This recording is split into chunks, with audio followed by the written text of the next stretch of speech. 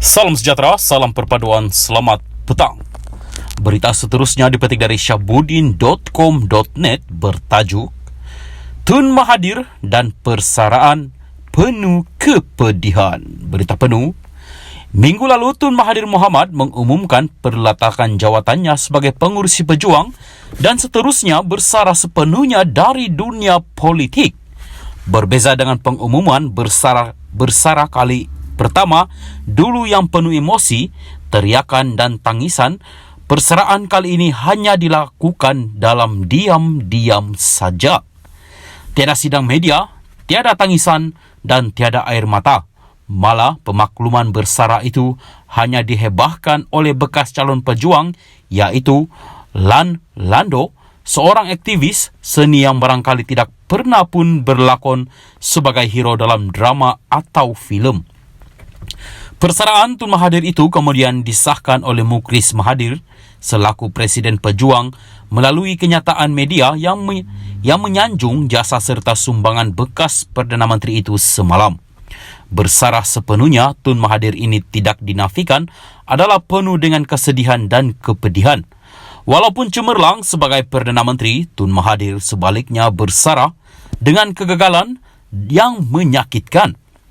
Kegagalan terbesar walaupun beberapa kali cuba menghalang kemarahan politik Anwar Ibrahim, termasuk memecatnya pada 1998 dan sengaja memungkiri janji peralihan kuasa selepas kemenangan PH pada tahun 2018, Tun Mahathir akhirnya bersara di ketika bekas sahabat dan musuh politiknya itu gagah berdiri sebagai Perdana Menteri yang disanjung dunia.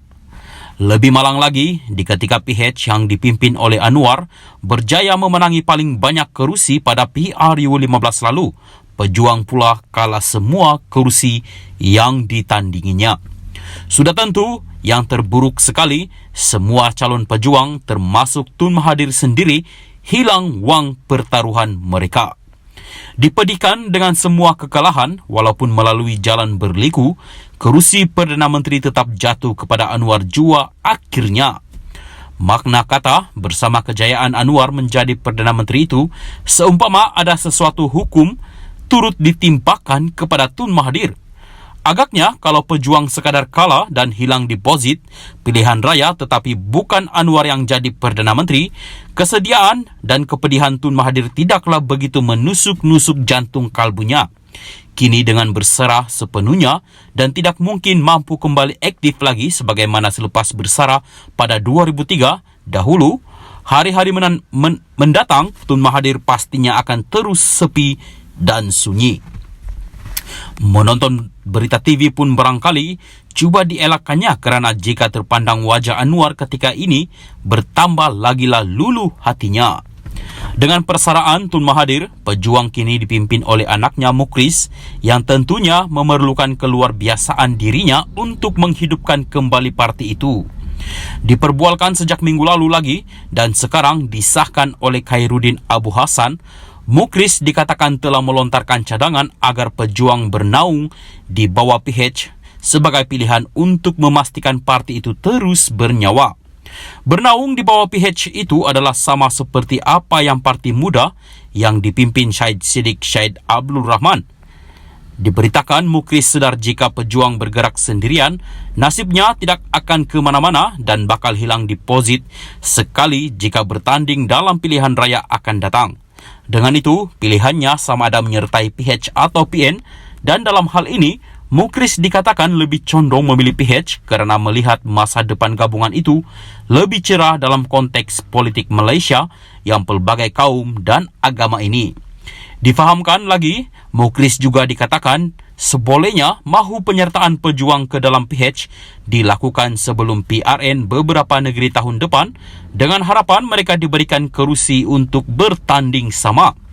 Berikutan tidak setuju dengan cadangan Mukris itu, selain Khairuddin telah meletakkan jawatan dan berundur daripada pejuang, difahamkan beberapa pemimpinnya yang lain akan juga berbuat demikian sedikit masa lagi.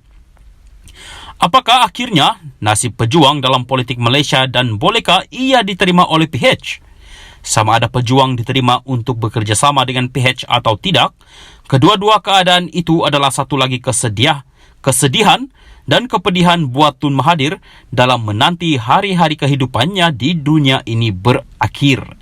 Jika pejuang diterima untuk bersama PH, ia bermakna parti yang diasas dan ditubuhkan oleh Tun Mahathir sendiri akhirnya terpaksa tunduk dan akur untuk berasa bawah kawalan serta kekuasaan Anwar. Kalau tidak diterima pula, ini bererti pejuang akan berdepan laluan yang gelap dan mungkin akan terkubur begitu sahaja. Apabila pejuang terkubur dan kerja politik Mukhris berakhir, inilah yang sebenarnya paling menyedihkan Tun Mahathir sendiri. Syabuddin Hussein, 21 hari bulan 12, 2022.